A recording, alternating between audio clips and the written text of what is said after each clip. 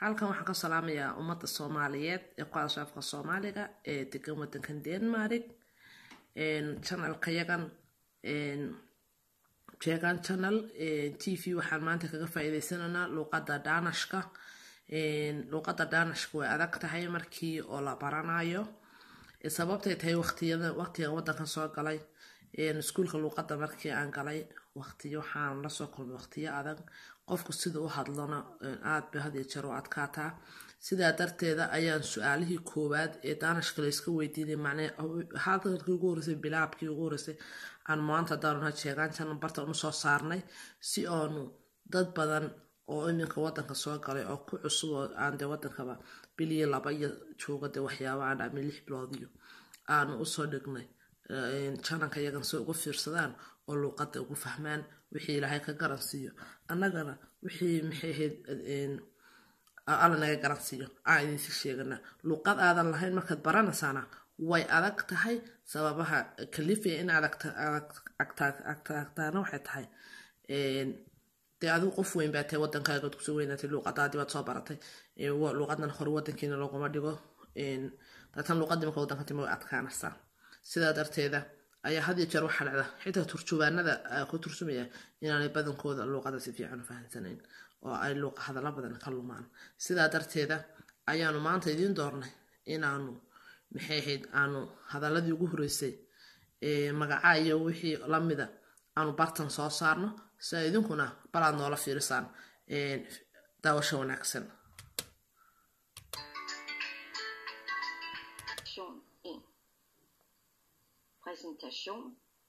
Præsentation. Spørgsmål. Og svar.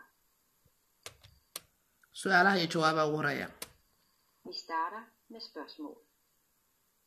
Su'aasha koobaad. Hvad hedder du? Magacaaga. Hvad hedder du? Og du svarer, jeg hedder, og så dit navn. Su'aasha koobaad waxay dhahday waa magacaaga markay ku soo qortay magacaaga marka halkaas oo maran waxa ku daray magacaagi Aamina Faaduma Cali Salaam wixii uu dhahaa halkaas ku sii daray marka heeda waxa weeyaan magacaaga soo heeda magacaygu waxa waaye xaga waxa waaye ayadana waxay noo sheegi doontaa macallimada laakiin waa af Soomaaliya waa inta sheegay marka Hvad hedder du til fornavn? Hvad hedder du til fornavn? Waa maxay magacaagu? Du svarer, jeg hedder, og så dit magacaagu waa hebel. Hvad hedder du til efternavn? Magaca familkaagu maxaa ma aabahaaga? Til efternavn. Og du svarer, jeg hedder, og så dit efternavn. Dit efternavn, det er også dit familienavn. Magaca aabahaaga iyo uga iyo wixii ka dambeeyay. Hvor kommer du fra? Xagee ka imaatay xagee ka imaatay? Og du svarer, jeg kommer fra, og det land, du kommer fra. La wadanka ka imaatay. Hvad er din adresse? Hvad er din adresse? Adreskaagu waa maxay? Og du svarer, min adresse er, og så der, hvor du bor nu. I hvilken kommune bor du?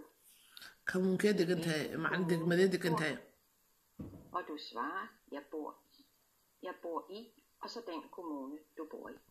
Degmada degan tahay sheegay markaa. Prøv at sidaa darteeda markaas halka waxay noogu soo sheegtay magacaaga iyo efternamkaaga magacaaga dambe aabaha iyo uga iyo wixii la mid ahaa adresskaaga waa meeqe ama meesha adresskaagu degan yahay su'aasha markay san oo buluug u tahay waxa weeyaan su'aashii madowguna waxa weeyaan jawaabtii sidaa darteeda xaggan waxa weeye marka magacaaga aabaha iyo wixii la midka ahaa iyo dadkii ka dambeysay uga kale xaggana waxa weeye xagee ka imaatay fokomadu faqa xagee ka imaatay waaya waxay qusaysaa warqadan dadka Danishka ku cusub xagan waxa weeye xagee deganta adreskaagu intee markaan adreskaaga hebel leedahay waa sii sheegay iyo kamuunaha degmada deganta waa xagee degmada deganta dawladda hoose aad degantahay sheegay marka kamuuna waa degmada hoose sheegaysaa waxaan idinkaga teganaa sida iyo kulanti wanaagsan insha Allah waxaan saaran doonaa